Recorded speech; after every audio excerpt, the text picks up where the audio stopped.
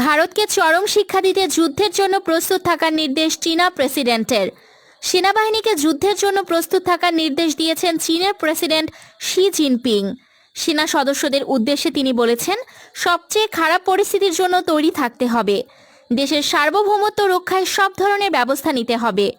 সামরিক প্রশিক্ষণ বাড়াতে হবে এবং যুদ্ধের জন্য প্রস্তুত থাকতে হবে।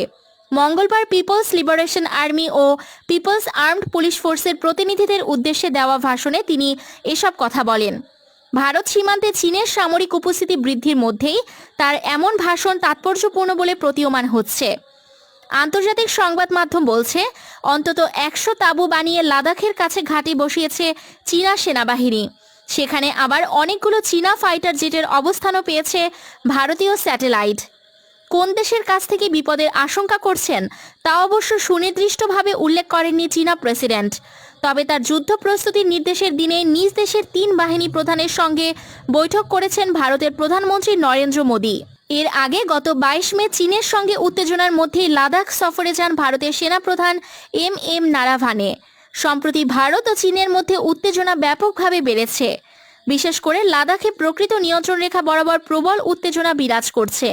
চীন সেখানে ভারতীয় এলাকায় ঢুকে পড়েছে বলেও অভিযোগ উঠেছে।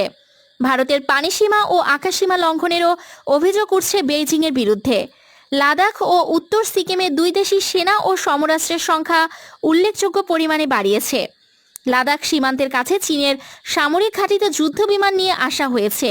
এই ঘাঁটিতে ব্যাপকভাবে নির্মাণ কাজ চলছে।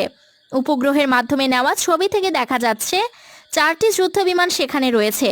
চীন সেখানে যুদ্ধবিমান ওঠানামার জন্য আরও একটি টারম্যাক তৈরি করেছে। এপ্রিল ও মে মাসের 2টি ছবি থেকে বোঝা যাচ্ছে চীন সেখানে নির্মাণ কাজ কী পরিমাণে বাড়িয়েছে। আরেকটি ছবি থেকে বোঝা যাচ্ছে চীন J-11 অথবা J-16 যুদ্ধবিমান সেখানে রেখেছে। এই যুদ্ধবিমানগুলো ভারতের সুখোই 30 বা রাফালের সমগোত্রীয়। ভারতের অবসরপ্রাপ্ত স্কোয়াড্রন লিডার সমীর যোশী NDTV-কে বলেছেন, চীনের যুদ্ধবিমানগুলো ওই উচ্চতায় 1 ঘন্টার বেশি উঠতে পারবে না। সেই তুলনায় ভারতের যুদ্ধবিমানগুলো সমতলের এয়ারবেস থেকে 3 থেকে 4 ঘন্টা উঠতে পারবে। অবশ্য তার জন্য air two air refuelling tanker ব্যবহার করতে হবে।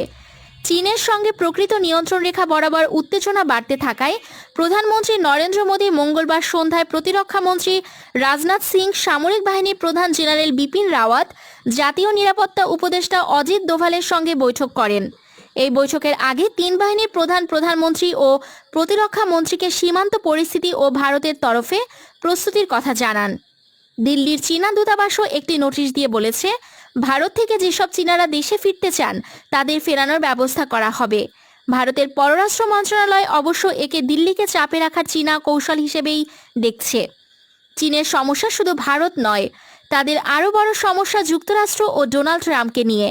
করোনার জন্য যাবতীয় দায় ট্রাম্প বেইজিংয়ের উপর চাপিয়ে দিয়েছেন। হংকংয়ে চীন যেভাবে গণতন্ত্রপন্থীদের মোকাবিলা করছে তা নিয়েও সোচ্চার হচ্ছে ওয়াশিংটন। চীনা পররাষ্ট্রমন্ত্রী ওয়াং ই 2 দিন আগেই বলেছেন, যুক্তরাষ্ট্রের সামনে চীনের বিরুদ্ধে মিথ্যা অভিযোগ করছে ও গুজব রটাচ্ছে। ফের ঠান্ডা যুদ্ধের পরিস্থিতি তৈরি করছে তারা। এই পরিস্থিতিতে চীনের প্রেসিডেন্ট বলেছেন, যুদ্ধকালীন সামরিক প্রশিক্ষণ শুরু করে দিতে হবে। সামরিক মিশন সুসম্পন্ন করার জন্য সেনাদের দক্ষতা প্রচুর বাড়িয়ে নিতে হবে। তার এমন বক্তব্য স্পষ্টতই ভারতের মাথা ব্যথার কারণ হয়ে দাঁড়িয়েছে। লাদাখ থেকে অরুণাচল প্রদেশ প্রায় 3488 কিলোমিটার জুড়ে চীন ভারত সীমান্ত অবস্থিত। দিল্লির দাবি 2015 সাল থেকে চীনা সেনারা দফায় দফায় ভারতীয় ভূখণ্ডে প্রবেশ করেছে। তবে এবার চীনা প্রেসিডেন্ট যেভাবে সরাসরি যুদ্ধ প্রস্তুতির নির্দেশ দিয়েছেন তাতে পরিস্থিতি শেষ পর্যন্ত কোন দিকে গড়ায় তা সময়ই বলে দেবে।